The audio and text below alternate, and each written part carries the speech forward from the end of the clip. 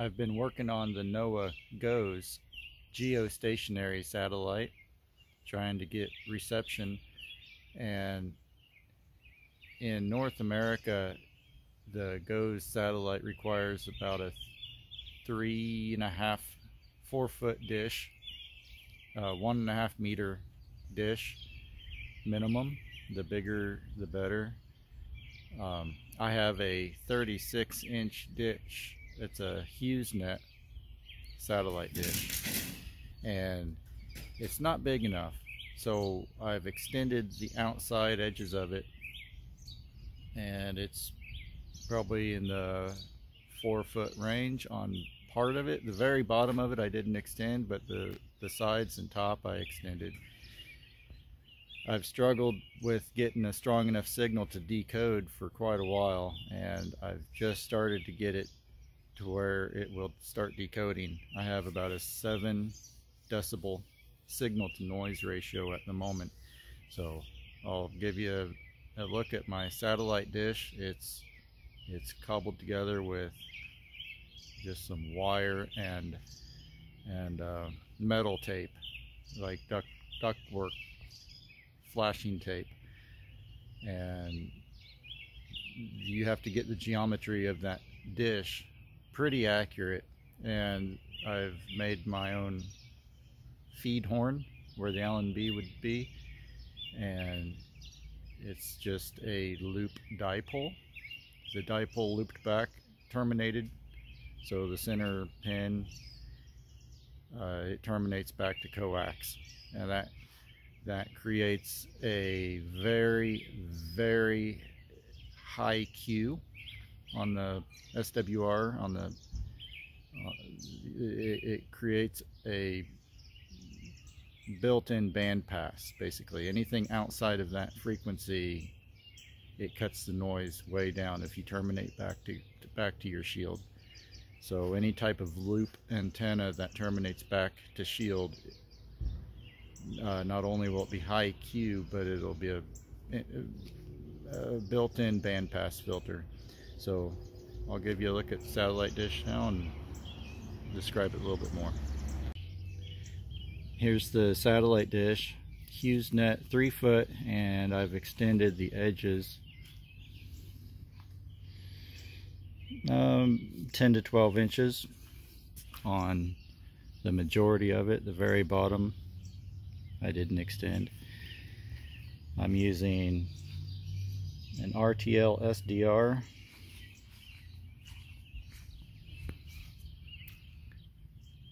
and the Noaa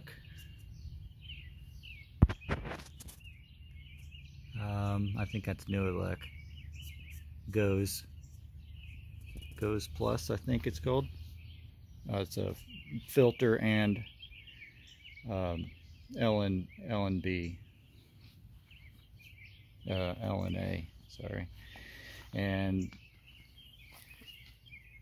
the antenna, it's a dipole, but it's a loop.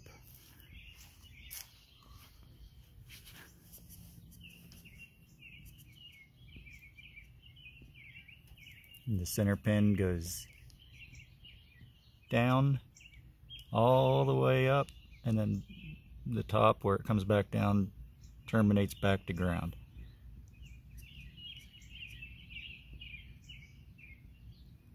And I used a nano VNA to get it resonant. Also, testing that dipole with the nano VNA, it will have a very low impedance, so it won't look, it'll have a high SWR and a low impedance, so it won't look good until you put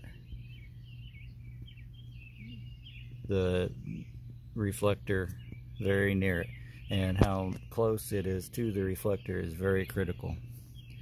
So I have about 3/4 of an inch or so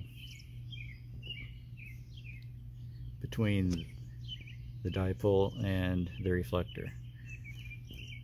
It's taken me so long to get it to start to work that I've mangled it around quite a bit in the process, but right at the moment it's working. that USB cable goes up onto the patio to my laptop. I'll go give you a view of the laptop now. Okay, this is what I see on the laptop.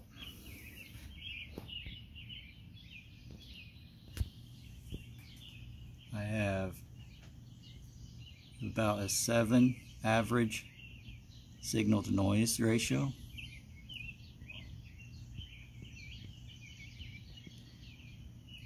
I've found that moving the laptop around onto the patio has a big impact on the noise. So even though the signal may not fluctuate, the noise fluctuates dramatically. So I've moved the laptop around to where I get the best signal to noise ratio.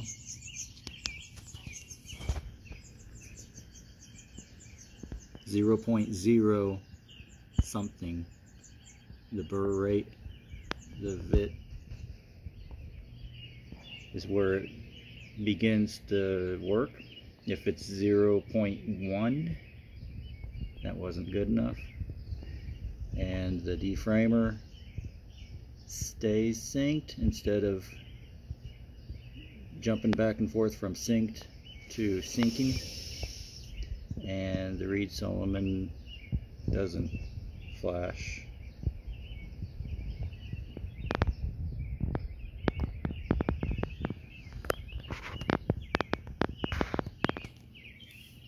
And over here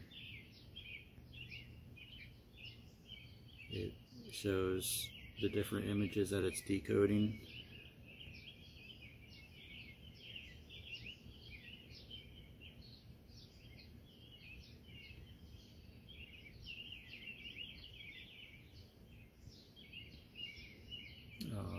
Something else is the error rates.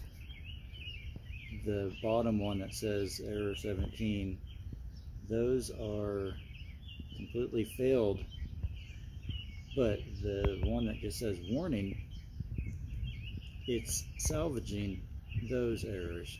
So as it scrolls through those yellow warnings, I know that it's decoding that image. The one above it says error is a complete fail.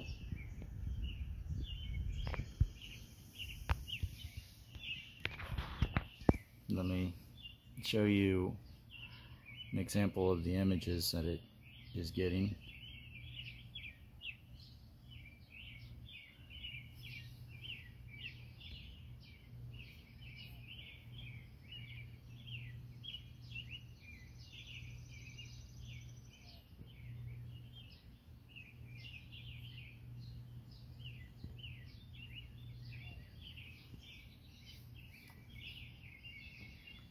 These are very large images.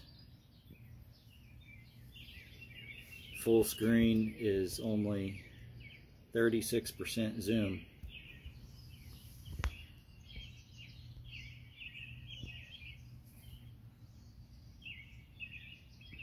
And as it sits here and runs, it will download that same image, but an update of that image over and over again. So at the end of the day, or the end of the week, or the end of the month, you can play these images in a type of movie file, and you put them all together and you can see the cloud movement. So there's the United States and Mexico.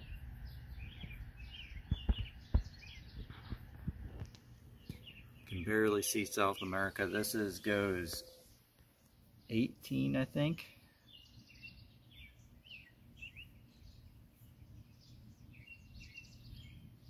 Yeah, it goes 18. If you go back to goes 16.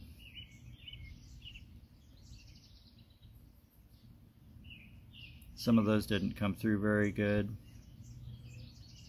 Let's try this other folder. Here's some that came through mostly. I don't have a great signal. That 7 signal to noise ratio produces this. You get a little bit of bands, a little bit of skipped chunks, but this is just where it starts to work. That one turned out pretty good. Again, that's only 18% to view that image full screen. It's a very large image.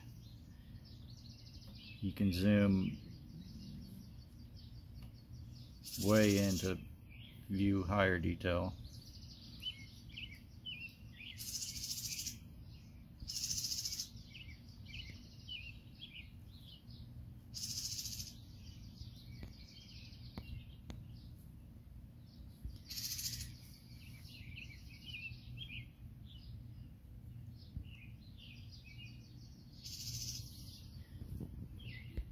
And the constellation will look about like that when it's strong enough to decode. When it drops below 7 signal to noise ratio, it just really doesn't give you much image. The total image is just bands, not a full image.